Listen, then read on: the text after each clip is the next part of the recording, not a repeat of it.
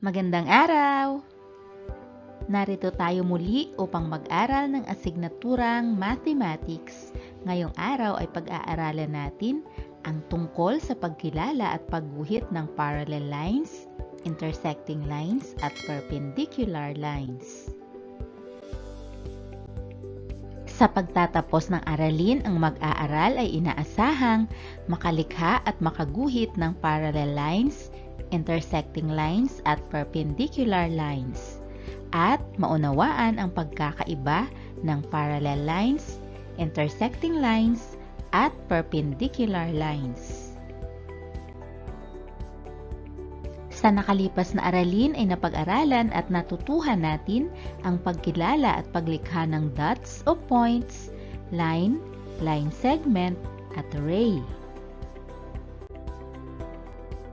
Upang lubos mong maunawaan ang ating bagong aralin, suriin at pag-aralan ang mga ilustrasyon sa ibaba.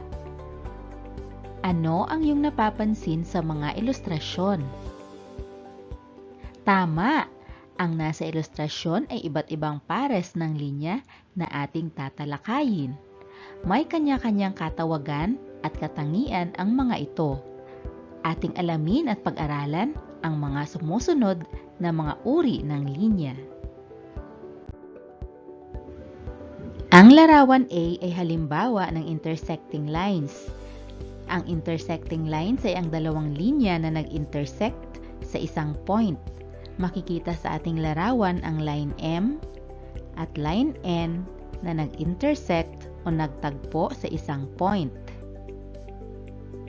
Point of intersection ang tawag sa point kung saan nag-intersect o nagtagpo ang mga linya. Sa ating ilustrasyon, nagtagpo ang line M at line N sa point D na ating point of intersection.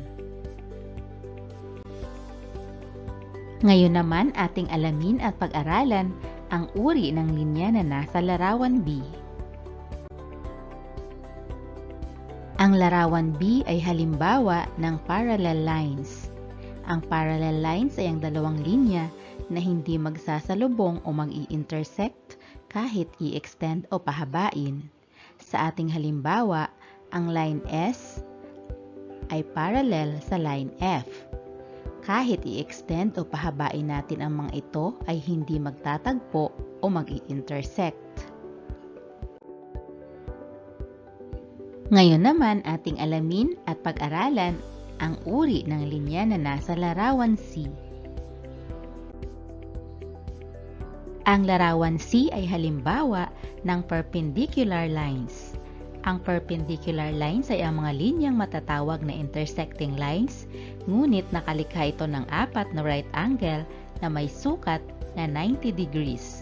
Makikita sa ilustrasyon na ang line A at line V ay nag-intersect at nakabuo ng apat na maliliit na parisukat o right angles. At ito ay may mga sukat na 90 degrees.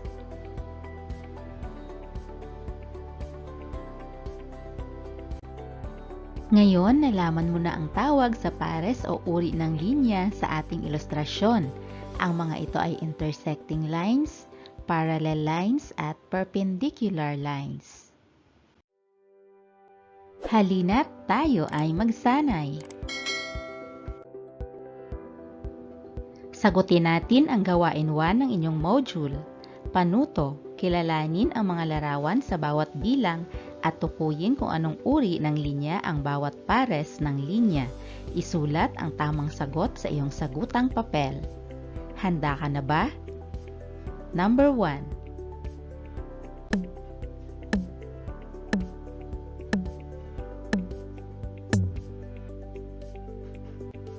Ito ay intersecting lines dahil nag-intersect o nagtagpo ang mga linya sa isang point. Number 2.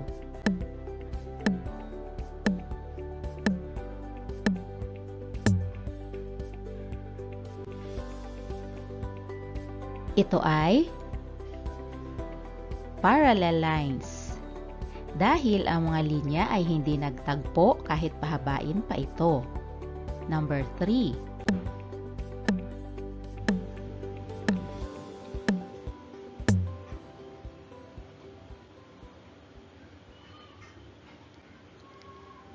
Ito ay nagpapakita ng intersecting lines. Dahil nag-intersect ang mga linya sa isang point of intersection. Number 4.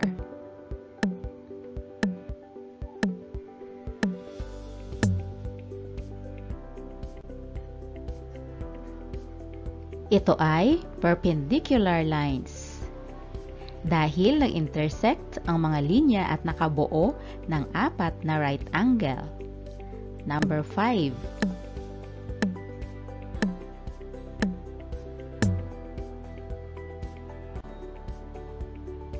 Magaling! Ito ay parallel lines. Dahil ang mga linya ay hindi nagtagpo kahit napahabain pa ang mga ito. Para sa karagdagang pagsasanay, sagutin natin ang gawain 2 ng inyong module. Panuto, tingnan at kilalanin ang mga linya na nasa larawan sa ibaba. Isulat ang mga linyang hinihingi sa bawat column ng talahan na yan. Una, tukuyin mo ang intersecting lines mula sa ating ilustrasyon.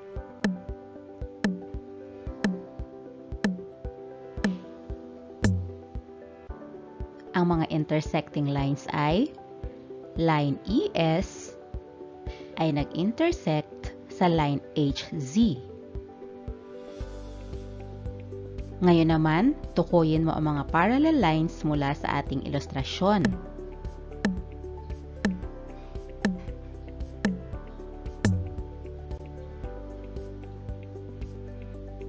Ang mga parallel lines ay ang line ES ay parallel sa line UF.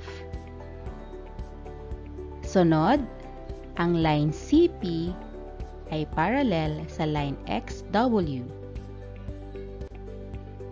Ngayon naman, tukuyin mo ang mga perpendicular lines na nasa ilustrasyon.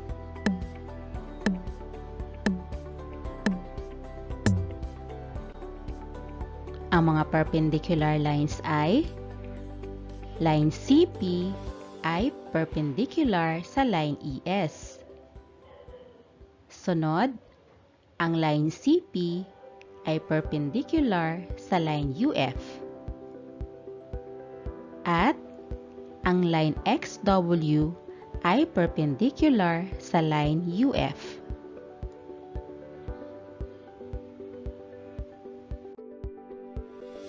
Tandaan, ang intersecting lines ay ang dalawang linya na nag-intersect sa isang point. Ang tawag sa point kung saan ito nagtatagpo ay point of intersection. Ang parallel lines ay ang dalawang linya na hindi magsasalubong o mag-i-intersect kahit i-extend o pahabain. Ang perpendicular lines ay ang mga linyang matatawag na intersecting lines, ngunit nakalikha ito ng 4 na right angle na may sukat na 90 degrees. Ngayon, subukan mong sagutan ang gawain 3 ng inyong module. Panuto, gamit ang mga linya na nasa ibaba, gumuhit ng parallel, intersecting, at perpendicular lines. Gawin ito sa iyong sagutang papel. Handa ka na ba? Iguhit mo ang mga parallel lines na makikita mo sa ilustrasyon.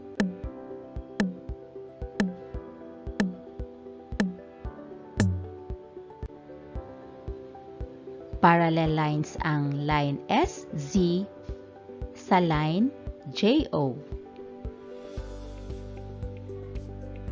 Ngayon naman, iguhit mo ang mga intersecting lines na nasa ilustrasyon.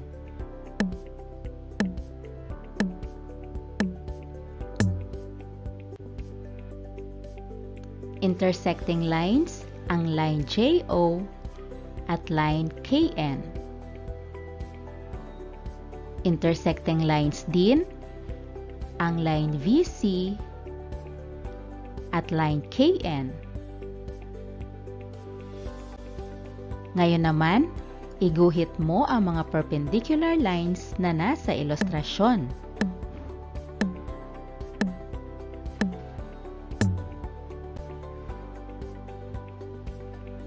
Perpendicular lines ang line VC at line SZ. Perpendicular din ang line VC at line JO.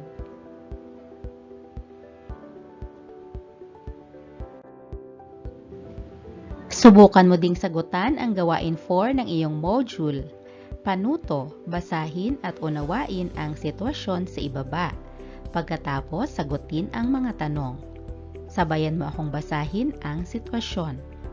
Nais ni Faye na iguhit ang mga bagay na kanyang naisip upang malaman kung anong uri ng linya ang mga ito.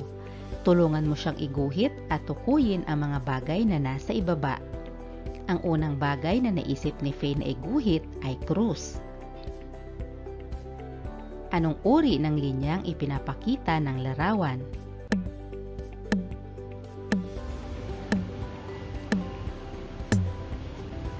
Tama! Ito ay perpendicular lines. Dahil ang mga linya ay nag-intersect at nakabuo ng 4 na right angle na may sukat na 90 degrees. Ang pangalawang bagay na nais iguhit ni Faye ay nakabukas na gunting. Anong uri ng linya ang ipinapakita ng larawan?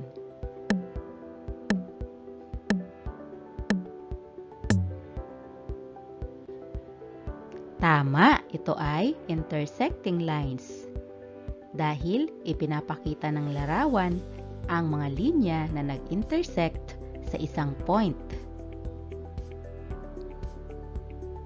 At ang pangatlong bagay na nais iguhit ni Faye ay magkatapat na gilid ng pisara.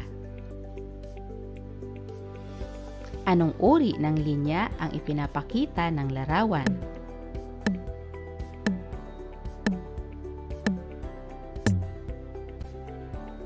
Magaling! Ang magkatapat na gilid ng pisara ay nagpapakita ng parallel lines.